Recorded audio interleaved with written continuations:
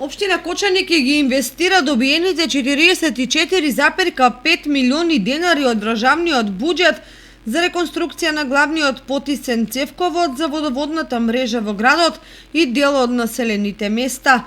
Финансиската помош ја додели владата по пренамената на средствата за изградба на карго аеродром кај Штип, а локалната самоуправа на Кочани наскоро ќе ја започне постапката за реализација на градежните работи. Договорот беше потпишан во мај 2021 година помеѓу општината и владата, а потребните материјали за изведба на цевководот веќе од 20 ноември почнаа да пристигнуваат и се складираат во Градовски Орман. Инаку се планира да бидат заменати 2250 метри на постојниот цевковод од бунарскиот систем Градовски Орман кон градот, при што ќе се постават дуктилни цевки од лиено железо со пречник од 508 мм.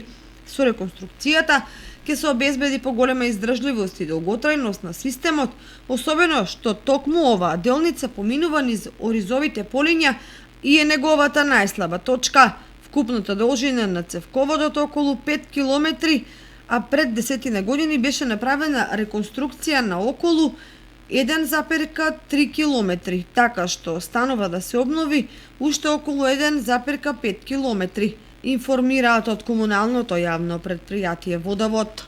Цевките на потисниот цевковод се стари повеќе од 40 години и потенцијално се подложни на пукање и загуба на големи количини вода.